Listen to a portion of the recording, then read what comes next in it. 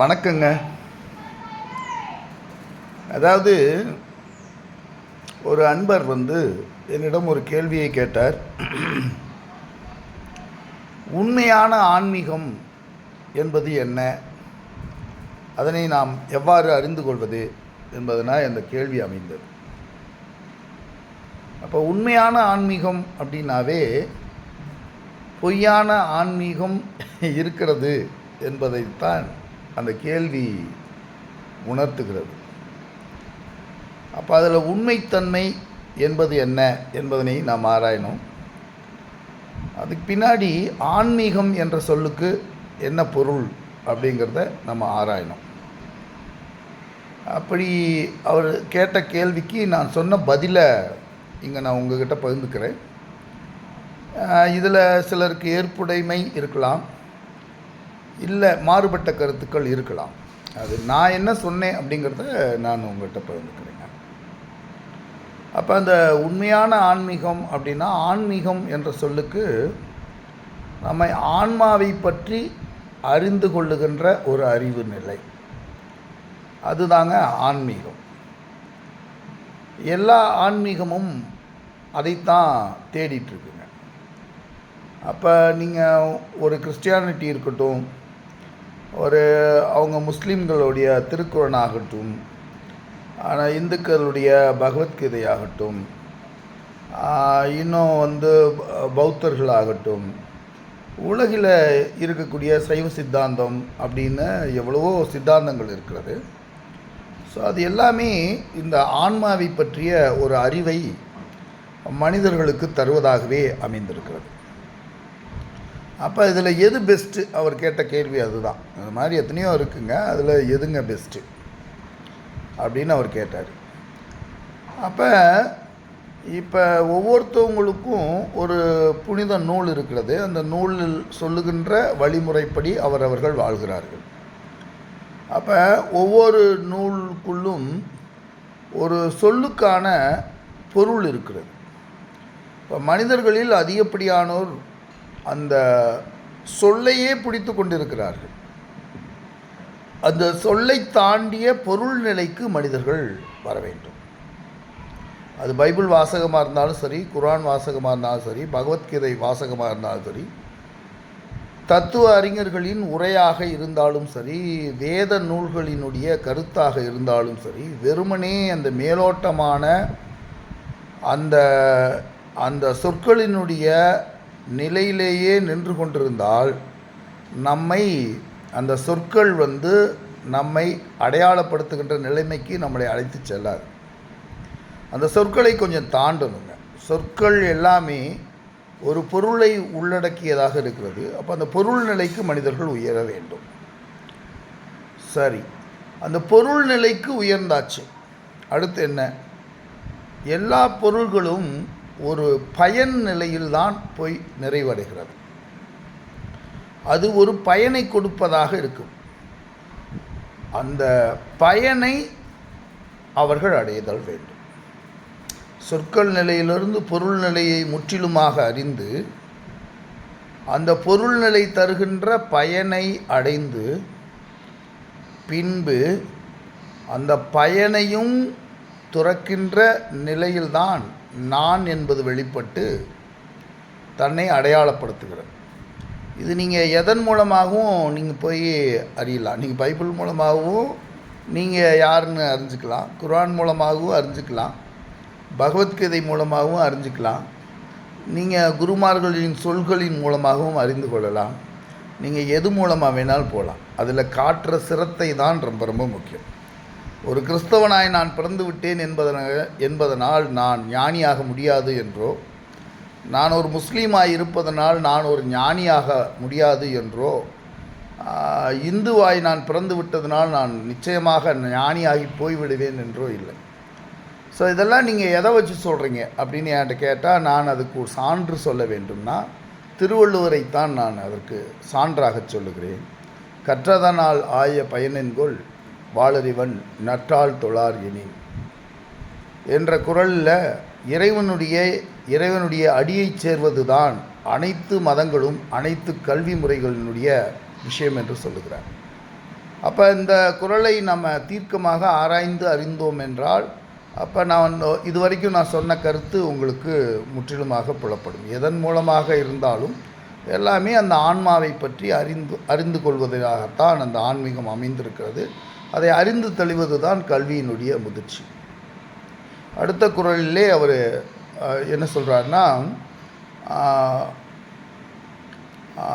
அதாவது இறைவன் அவரவர் நினைத்த வடிவோடு அவரவர்களுக்கு காட்சி தருவார் என்பதனையும் திருவள்ளுவர் நமக்கு எடுத்து சொல்லுகிறார். நீங்கள் அவரை ஜீசஸாக பார்த்தீங்கன்னா ஜீசஸாகவே அவர் தெரிவார். ஏன்னா அவருக்குன்னு எந்த பிரத்யேகமான தனித்துவமும் இல்லை. இருந்தால் அந்த வடிவத்தில் தான் அவங்க வருவாங்க. ஒன்றுமே இல்லாதவன் அவன் நினைத்த வடிவெல்லாம் அவனால் வர முடியும். நீங்கள் அல்லாவாக பார்த்தீங்கன்னா அல்லாவாக வருவான். நீங்கள் கண்ணனாக பார்த்தீங்கன்னா கண்ணனாக வருவான். சிவனாக பார்த்தீங்கன்னா சிவனாக வருவான். முருகனாக பார்த்தீங்கன்னா முருகனாக வருவான். அவனால் காட்சி தர முடியாததென்றோ அவனால் அருள் பாலிக்க முடியாததென்றோ ஒன்று இல்லை. ஸோ எனவே அதுதான் இந்த இறைவனுடைய நினைத்த வடிவோடு இறைவன் அவரவர்களுக்கு காட்சி தருவான். அப்போ இதெல்லாம் திருவள்ளுவர் நமக்கு சான்றாக நின்று சொல்லுகிறார். ஸோ நான் நிறைவாக ஒரு விஷயத்தை அவர்களுக்கு சொல்லி முடித்தேன். அது என்னென்னா, இப்போ ஒரு மந்திர சொல் இருக்கிறது. அது ஓம் நம சிவாய என்பது ஒரு மந்திர சொல். இதே மந்திரத்தை காலம் காலமாக உச்சரித்து பொருள் நிலையையும் பயன் நிலையும் அடைந்த ஒருவர் ஓம் சிவாய நம என்ற நிலைக்கு உயர்கிறார். நான் திரும்ப சொல்கிறேன் உங்களுக்கு புரிதலுக்காக. ஓம் நம சிவாய என்ற மந்திரத்தை உச்சரித்து பொருள் நிலையும் பயனிலையும் அடைந்த ஒருவர் ஓம் சிவாய நம என்ற நிலைக்கு உயர்கிறார். ஓம் சிவாய நம என்ற மந்திரத்தை பல கோடி முறை ஸ்தூலமாகவும் சூக்குமமாகவும் உள்ளே உச்சரித்து அதனுடைய பொருள் நிலையையும் அதனுடைய பயன் நிலையையும் அடைகின்ற ஒருவர் சிவாய நமவோம் என்ற நிலையை அடைகிறார். அதாவது திரும்ப உங்களுக்கு சொல்கிறேன்.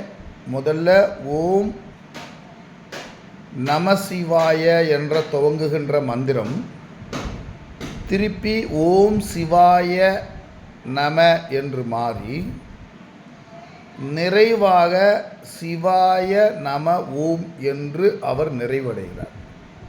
இப்போ இந்த டிரான்ஸ்ஃபர்மேஷன்லாம் முதல்ல ஓம் என்ற அனைத்து உயிர்கள் வேறு, இந்த உயிர்கள் அந்த சிவம் என்ற நிலை வேறு. இந்த நிலையிலிருந்து அந்த நிலையில் இருக்கின்ற இறைவனை நான் வணங்குகிறேன் என்று அந்த மந்திரம் பொருள்படுகிறது. இந்த ஓம் என்பதனை பற்றி நமக்கு பதஞ்சலி யோக சூத்திரத்திலே விளக்கி சொல்லப்பட்டிருக்கிறது. இறைவனுடைய நாமம் என்பது ஓம் என்று விளக்கி சொல்லப்பட்டிருக்கிறது.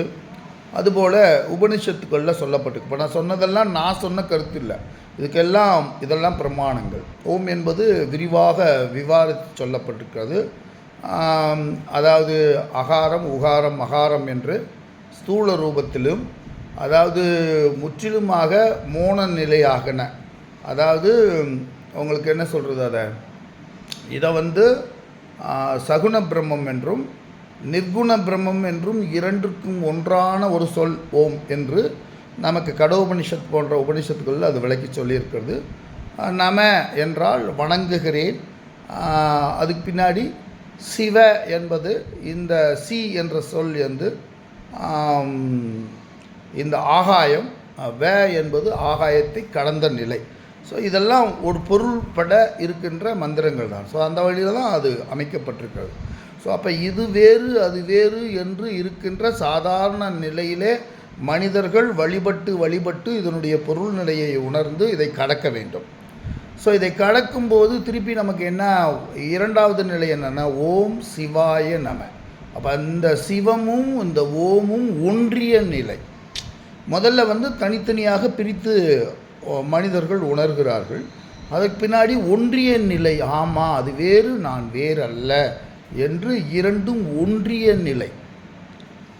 மூன்றாவது நிலை என்பது என்னன்னா, சிவாய நமவோம் என்பது அனைத்தும் சிவம்தான், அனைத்தும் சிவம்தான், சிவம் தவிர வேறில்லை என்ற நிலை உயர்வு. அனைத்தையும் சிவமாக, தன்னையும் தன்னை சுற்றியுள்ள அனைத்தையும் சிவமாகவே பாவிக்கின்ற தன்மை, இதுதான் தன்னை அறிகின்ற நிலைங்க. அந்த ஆத்மாவை அறிகின்ற நிலை, அதுதான் ஆத்மீகம் என்று அந்த ஆத்மாவை பற்றிய ஒரு அறிவு, அந்த ஆத்மாவை பற்றிய ஒரு இயல், அதுதான் ஆன்மீகம் என்று நாம் அவருக்கு ஒரு விளக்கத்தை கொடுத்தோம். இப்போ நான் சொன்ன கருத்தில் உடன்பட்டவர்கள் இருக்கலாம். இப்போ அவருக்கே, இப்போ நான் யாருக்கு சொன்னனோ அவருக்கே இதில் உடன்பாடு இல்லைங்க. அவர் என்ன சொன்னார், கடைசியாக இதை மந்திரங்களுக்கெல்லாம் ஒன்றும் பொருள் இல்லைங்க, அதை அவங்க மாட்டு சொல்லிகிட்டு இருக்காங்க, அதுக்கெல்லாம் போய் பொருள் தேடி நாம் விளங்கி கொள்ளக்கூடாது என்று இந்த முன்னாடி நான் சொன்ன அனைத்து கருத்துக்களையும் அவர் மறுத்தார் என்று தான் அந்த நிகழ்வு நிகழ்ந்தது. நான் இந்த கடைசியாக இந்த விஷயத்தை கூட சொல்லியிருக்கூடாது. அதனால் இதை கேட்குறவங்க ஒவ்வொரு மனசுக்குள்ளேயும் ஒன்று தோணும், இது யார் இவர் சொல்கிறதுக்கு, இது என்ன இது இருக்குது, இவர் என்ன பெரிய கடவுளா? ஏன்னா நம்ம மனசுக்குள்ளே உள்ளேருந்து நம்மளுடைய அகங்காரம் அதை தடுக்குங்க. அதை பற்றி கவலை இல்லைங்க. இது என்னென்னா, உண்மையிலேயே தன்னை அறிய வேண்டும், தன்னை மேம்படுத்த வேண்டும் என்று தகித்து கொண்டிருக்கின்ற தேவை உள்ள நபர்களுக்கான பதிவுங்க. அதனால் இதை திருப்பி சுருக்கமாக நான் என்ன சொல்கிறேன்னா, நீங்கள் எதன் மூலமாகவும் ஆன்மீகத்தை அடையலாம். இதுதான், இதுக்கு மதமோ இதுக்கு வழிகாட்டுதலோ ஒன்று தடை இல்லைங்க. நீங்கள் அந்த மாதிரி நினச்சிட்டு இருந்தீங்கன்னா அதிலேருந்து கொஞ்சம் வெளியில் வர்றதுக்கு முயற்சி பண்ணுங்கள். அதே மாதிரி எல்லா மந்திரங்களுக்கு பின்னாலும் ஒரு பொருளும் ஒரு தத்துவமும் ஒரு வழிகாட்டுதலும் இருக்குங்க. ஸோ நீங்கள் அதையும் நீங்கள் ஆழமாக தெரிந்து கொண்டு பின்பற்றும் போது தான் உங்களுடைய பயணம் விரைவுபடும், நீங்கள் விரைந்த வெற்றியை அடைவீர்கள். எல்லாம் வல்ல இறைவன் உங்களோடு இருந்து உங்களை நல்வழிப்படுத்த இறைவனை வேண்டி இந்த பதிவை இந்த நிலையில் நிறைவு செய்கிறேன். நன்றியும் வணக்கமுங்க.